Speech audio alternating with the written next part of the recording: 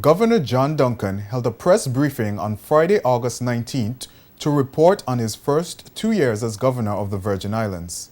Speaking to members of the press, Governor Duncan said one of the challenges he faced when he took office was the corruption within the Royal Virgin Islands Police Force and the leadership of the force. Holding responsibility for public service, Governor Duncan said the key to making any organization effective is to ensure that the key leadership positions are filled by experienced and capable people.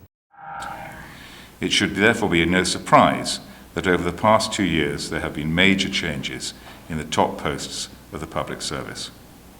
This has been a deliberate policy. I have mentioned the Commissioner of Police, but altogether a total of 9 senior positions across the public service have already or will shortly change. Sometimes this has been because, after many years of dedicated service, it was the natural time for people to move on. In other instances, senior officials have decided to take time out to pursue further professional development. And I very much applaud that. But in other cases, I was not satisfied that the best interests of the territory were being served by those who remain in post.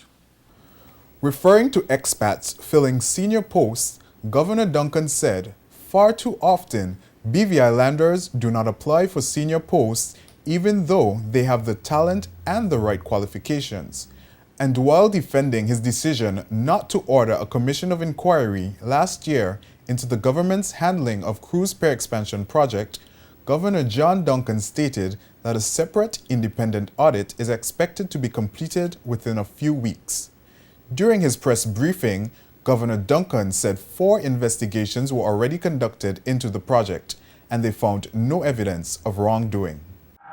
Regrettably, the reports by both the Auditor General and the Public Accounts Committee were deficient, requiring further investigation by the Caribbean Development Bank and an independent investigation funded by the Foreign and Commonwealth Office. Despite those 4 separate investigations, no evidence of wrongdoing was discovered. In the summer of last year, further allegations emerged about the Cruise Pier Village project.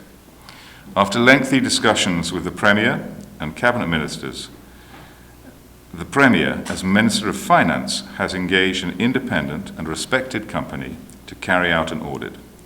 The report should be available in the coming weeks, and it is my view that this is an example of the government taking its proper responsibility. Back in March last year, while stating that there is no useful purpose in commissioning any further inquiry into the port development project, Governor Duncan raised a number of issues regarding the project, including the need for greater transparency as well as observation of procurement guidelines.